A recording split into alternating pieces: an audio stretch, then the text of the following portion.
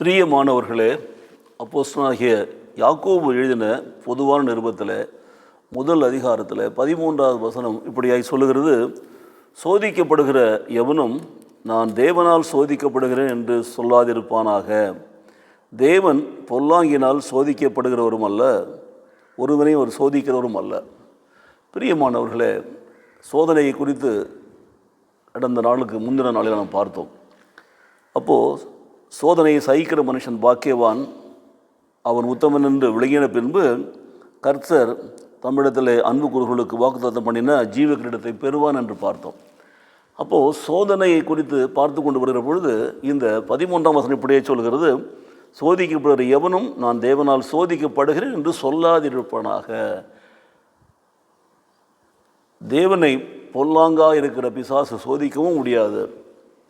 அதுபோலவே தேவன் அறியாமல் நம்முடைய வாழ்க்கையில் அவர் ஒருவனையும் சோதிக்கிறதே இல்லை, தேவனே சோதிக்கிறதில்லை. ஸோ தேவன் நம்மை சோதிக்கிறதில்லை என்பதை நாம் முதல்ல விசுவாசிக்கணும். விசுவாசத்தினுடைய குணம் என்று இந்த பகுதியினுடைய தலைப்பில் நாம் பார்க்கிறோம். கேரக்டர் ஆஃப் ஃபெய்த் என்று சொல்லி ஒரு கமெண்ட்ரியில் நான் வாசிக்கிறேன். அப்போது விசுவாச குணம் அல்லது விசுவாசத்தின் குணம் என்று பார்க்கிற பொழுது சோதனையை சகிக்கிற மனுஷனாக இருக்க வேண்டும். ரெண்டாவது, சோதனை தேவன் அனுமதிக்கிறதில்லை, தேவன் கொடுக்கறதில்லை என்று நாம் பார்க்க வேண்டும். தேவன் அதை கொடுப்பதில்லை என்று நாம் பார்க்க வேண்டும். சோதிக்கிறவர் அல்ல என்று பார்க்க வேண்டும். மாத்திரமல்ல, தேவன் ஒருவனையும் சோதிக்கிறவர் அல்ல என்று சொல்வதோடு மாத்திரமல்ல, தேவனை இந்த பொல்லாங்கானவன் சோதிக்க முடியாது.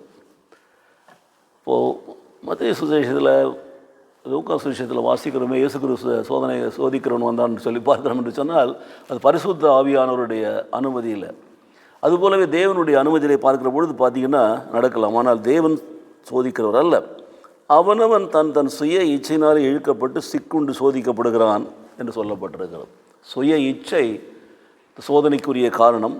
மாத்திரமல்ல, அந்த இச்சையானது கற்பம் தரித்து பாவத்தை பிறப்பிக்கும். பாவம் பூர்ணமாகிற பொழுது மரணத்தை பிறப்பிக்கும்.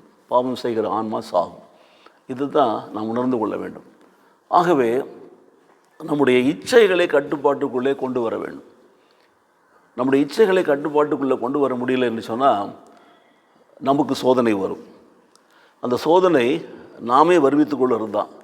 நம்முடைய கட்டுப்பாடற்ற இச்சைகளாலே, தேவையில்லாத வார்த்தைகளாலே, தேவையில்லாத ஆசைகள், தேவையில்லாத விருப்பங்கள், இப்படிப்பட்ட காரியங்கள், தகுதிக்கு மேற்பட்ட பெருமையான காரியங்கள், இவையெல்லாம் தேடுகிற பொழுது பாருங்கள், அதை சோதனை என்று நீங்கள் சொல்லலாம்.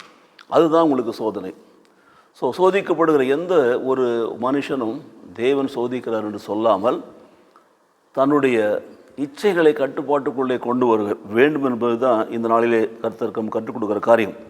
அவன் தன் சுய இச்சையினால் இழுக்கப்பட்டு சிக்குண்டு அவன் தகிக்கிறான், சோதிக்கப்படுகிறான்னு சொல்லப்பட்டிருக்கிறது. ஆகவே அந்த இச்சையினாலே கவரப்பட்டு சிக்குண்டு அவன் சோதிக்கப்படுகிற பொழுது அந்த இச்சையானது கற்பம் தரித்து பாவத்தை பிறப்பிக்கும். அந்த பாவம் என்னவாகணும்னா பூரணமாகிற பொழுது மரணத்தை பிறப்பிக்கும். மரணம் அவன் ஆன்மாவை கொல்லும்.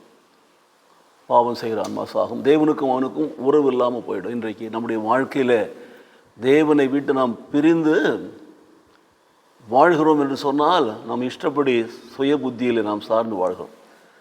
தேவனோடு நமக்குள்ள உறவு கட்டாயிடுச்சுன்னு சொல்லி சொன்னால் நம்ம இஷ்டப்படி நம்முடைய சுய இச்சைகளில், சுய ஞானத்தில், சுய பலத்தில் நாம் வாழ்ந்து கொண்டிருக்கோம். அப்போ தேவனோடு நாம் உறவு கொண்டு வாழ்கிற பொழுது நம்முடைய இச்சைகளை கட்டுப்பாட்டுக்குள்ளே கொண்டு வந்து தேவனுடைய வார்த்தையின்படி வாழ ஒப்புக் கொடுக்க வேண்டும். அப்படி நாம் வாழ்வோம் என்று சொன்னால் நிச்சயமாக நம்முடைய வாழ்க்கையில் நாம் நம்முடைய ஆன்மாவை காத்து கொள்வோம். தேவனுடைய உறவில் நிலைத்திருப்போம். தேவன் நம்மை ஆசீர்வதிப்பார். ஜெபிப்போமா? நேசிக்கிற நல்ல பிதாவே, இந்த நாளில் இந்த வார்த்தைகளுக்கு நன்றி செலுத்துகிறோம். ஆகவே சோதனைகளை மேற்கொள்ளத்தக்கதாக எங்களுடைய இச்சைகளை கட்டுப்பாட்டுக்குள்ளே கொண்டு வரும்படி கர்த்தர் எங்களுக்கு கிருபை செய்வீராக, பலன் தருவீராக, ஞானம் தருவீராக. உங்களுடைய வார்த்தையினாலே அவைகளை மேற்கொள்ளும்படி எங்களுக்கு கிருபை செய்வீராக. இயேசு கிறிஸ்து நாமத்திலே பிதாவே. ஆமென், ஆமென்.